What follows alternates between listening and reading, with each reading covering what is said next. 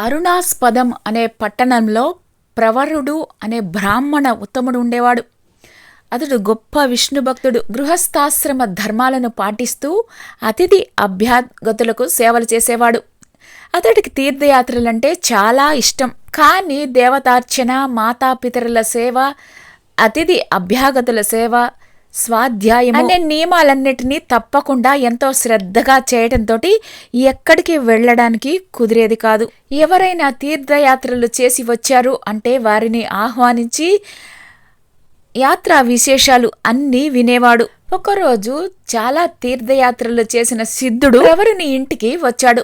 ప్రవరుడు అతనికి మర్యాదలు చేసి, స్వామి, కర్తవ్య పాలనే అన్నిటికన్నా ముఖ్యం అని తెలిసినా కూడా పవిత్ర ప్రదేశాలను ప్రత్యక్షంగా చూడాలని ఉంది అని చెప్పాడు. ప్రతి దినము కర్తవ్య నిర్వహణతోటే తీర్థయాత్రలు చేసే సమయం ఉండటం లేదు.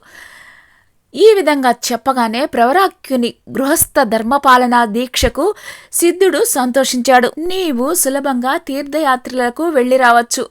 నా వద్ద ఒక పసరు ఉంది.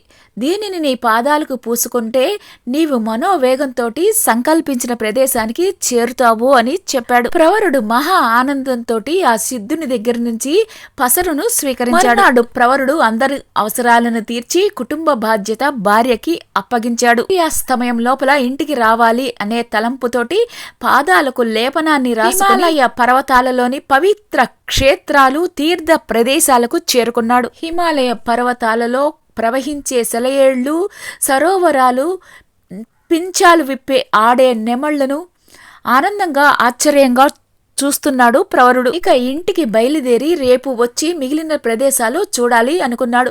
కానీ కదలలేకపోయాడు. మంచు నీటిలో పాదలేపనం కరిగిపోయింది. నిమిషం కనిపించకపోయినా చింతించే తల్లిదండ్రులను, అనుకూలవతి అయిన భార్యను తలుచుకుని బాధపడ్డాడు. ప్రియ శిష్యులను తలుచుకుని విచారించాడు. ఇంతలో వరుదిని అనే గంధర్వ కన్య ప్రవరాఖ్యుణ్ణి ప్రలోభ పెట్టాలని అనేక విధాలుగా ప్రయత్నాలు చేసింది. ఇంటికి చేరలేకపోయాను అనే దుఃఖం వరుదిని శృంగార శ్రేష్ఠులు ఒకవైపు. ఇంతలో సూర్యుడు అస్తమిస్తాడు. వార్చని జీవితం వ్యర్థం అనిపించింది ప్రవరుడికి. నేనే కనుక నిత్య అనుష్ఠానం చేస్తున్నట్లయితే, కర్తవ్య పాలనా దక్షుడనైతే ఆ అగ్నిదేవుడే నాకు సహాయం చేస్తాడు అని అనుకున్నాడు. క్షణం తన ఇంటిలో ఉన్నాడు. భగవంతుడికి నమస్కరించి అనుష్ఠానాలు చేసుకున్నాడు.